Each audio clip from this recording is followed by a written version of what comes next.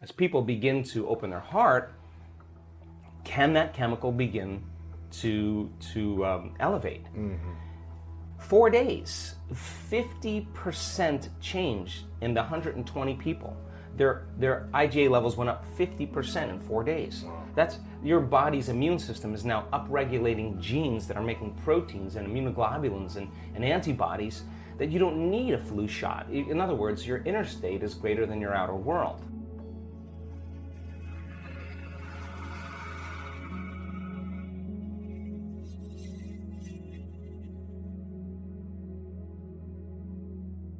How powerful you are. You can change your life in ways you never imagined were possible. Joe Dispenza will give you the proof that you can accomplish anything you want. Anything. You can heal yourself, you can get wealthy, you can have the love that you always wanted. You can do it by following the formula. So what's the formula? It's the present moment. You know what's the other word for the present? A gift. You can say a gift from God. God operates in the present moment.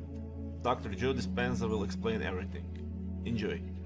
So then, just by doing that, we now know that your immune system is going to get stronger by the same means.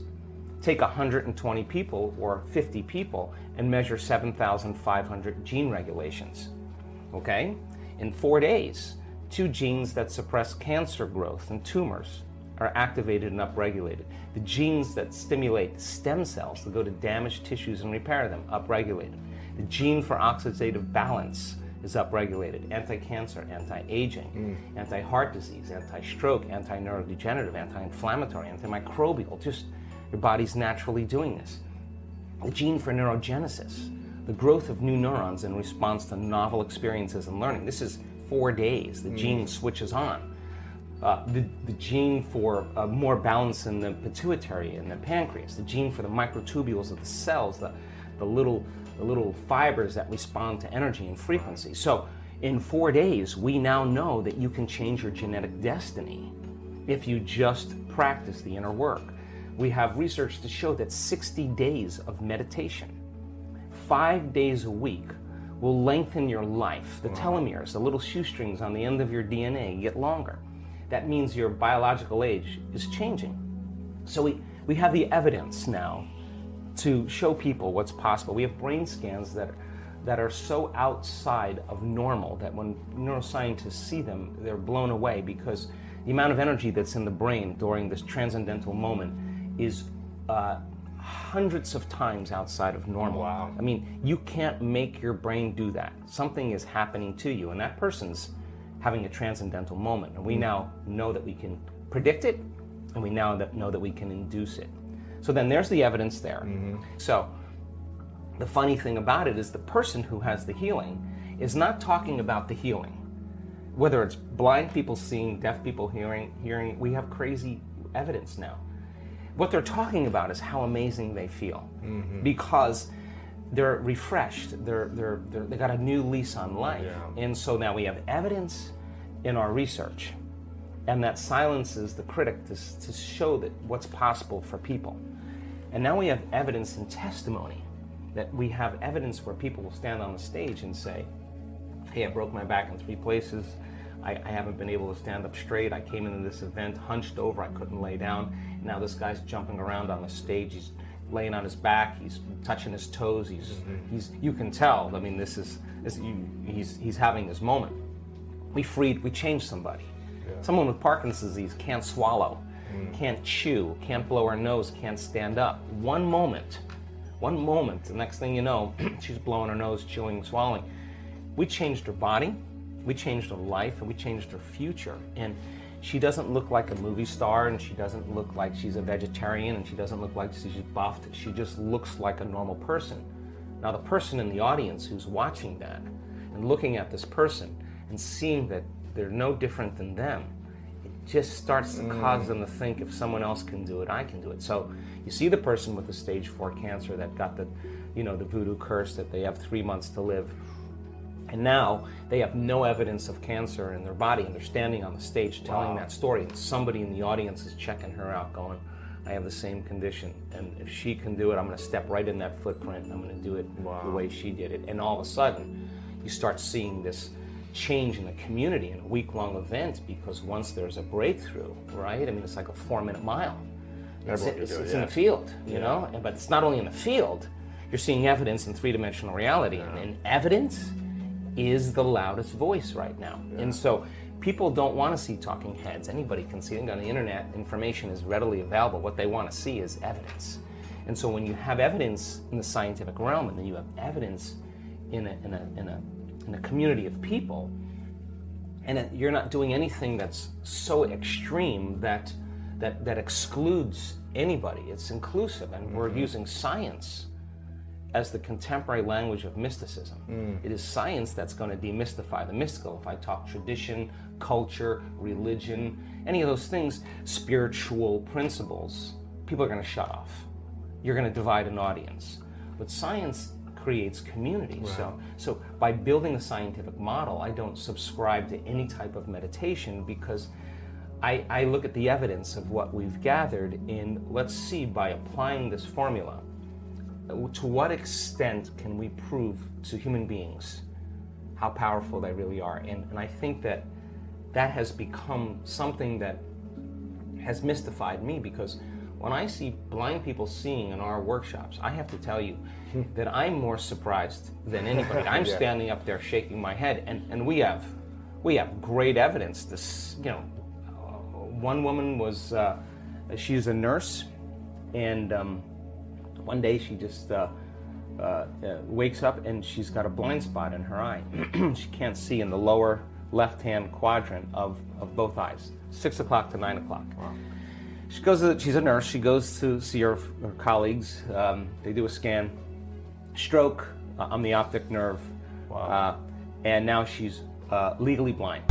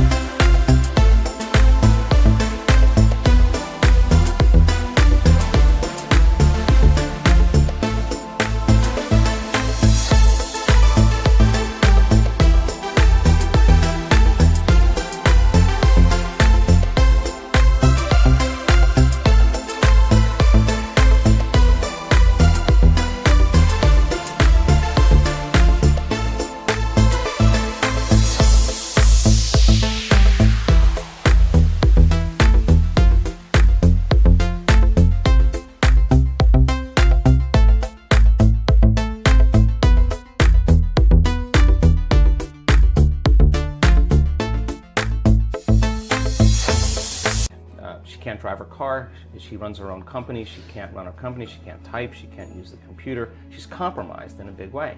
Now with a stroke, you have 2 weeks really, that's the window. And if nerve cells are going to come back online, it's going to be those first 2 weeks. Wow. If they don't come back, the prognosis is live with it. Whether you have paralysis or whatever, and if a stroke causes brain damage in usually 2 to 3 weeks, you don't see much change. So they gave her the prognosis. You have to learn to accommodate and live with it. And so she wasn't satisfied with that answer, and she goes to one of her dear friends who's a physician, and the physician says, go check out the Dispenza guy. And she says, why don't you come with me? So they come to our event in Brighton in the UK Was together. this within the 2 weeks, or was this later, do you know? Oh no, this is a year later. Wow. This is a year later. And so it's supposed to be irreversible at that point. And so she comes to the event, and then she comes to the event for 2 reasons. To learn how to live with her handicap. That's the extent of what's possible. Have in her more mind. peace. And, And then create a nonprofit to help people. Those were her 2 things. So somewhere in the middle of the event, it occurs to her that she could actually possibly heal her eyes. So she goes for it. She lays down after one of the meditations. We lay down at the end, and all of a sudden, like in her head, she starts feeling this heat and this crackling sensation. Now, you have one of two options when something like this happens. You get scared. You get run scared, Away. it's the unknown, you contract, and your brain goes into high beta and you disconnect. Something's wrong. Right. I'm hurting something. Yeah, I'm having another stroke, whatever. Or you surrender and relax Dive into it. Yeah, you go in. Yeah. And she let go, and she had the most incredible experience. She laid there for the longest time, opened her eyes, and she said it was like the lights came back on. She said, I could see completely. We sent her for a scan. The Monday morning after that week-long event, the scan that had the left lower quadrant on both eyes from 6 o'clock to 9 o'clock was black. The post-scan, there isn't one black spot anywhere on her eyes. Now, she'd already done a scan a year prior. Yeah. She had the scan. So we'll give you the evidence, but that is not natural. Wow. That's not normal. But how do you explain that in conventional science? I mean, the truth is that we have incredibly powerful innate qualities for regeneration and healing once you hit that button. So then she stands in the audience and gives her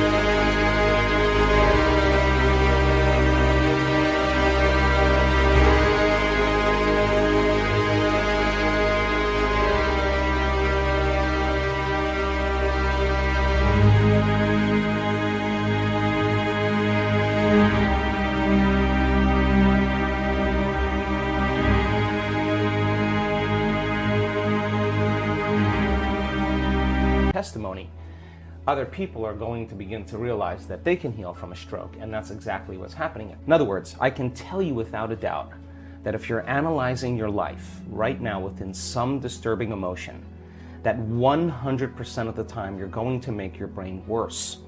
If you think about your life, if you're stuck in an emotion, like you're frustrated, you're angry, you're fearful, resentful, and you're thinking within that emotional state. In other words, you can't think greater than how you feel.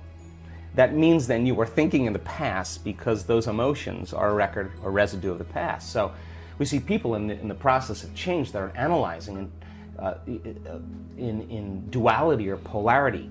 That kind of drives the brain into higher states of arousal and further away from true change. So we've done thousands and thousands and thousands of brain scans, and we now know that there's a formula to create greater brain coherence, greater brain efficiency, to make your brain work better. And when your brain works better, you work better. At the same time, it requires a clear intention and an elevated emotion to begin to change your energy and to change your life. And nobody changes until they change their energy, right? So then how do you get a person out of resentment, frustration, into joy and freedom why would they feel grateful or joyful or free if the experience hasn't happened? So most people are spending the majority of their life waiting for something out there to take away their emptiness or pain or the resentment in here. Well, if they're waiting their whole life in separation or lack, then and we create reality, then the lack is driving certain thoughts, which is creating more separation and more lack. So teaching people then to begin to condition their body emotionally before the evidence takes place in their life is breaking a significant habit, right? Yes.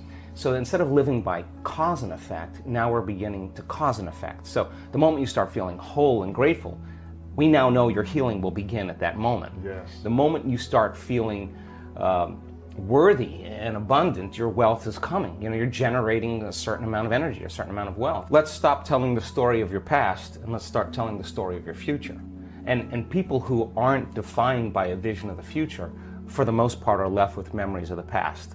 Your brain is a record of the past. It's an artifact of everything you've learned and experienced in this moment. So most people wake up in the morning and they start thinking about their problems. Yeah. And those problems are memories that are tattooed in the brain that are associated to certain people and things at certain times and places. So the moment the person wakes up clean slate, they start thinking about the problems they're thinking in the past. If you believe your thoughts have something to do with your destiny, well, there's a possibility that your past is going to be your future. Every one of those problems has an emotion associated with it. So then the moment you start recalling the problem, you start feeling unhappy.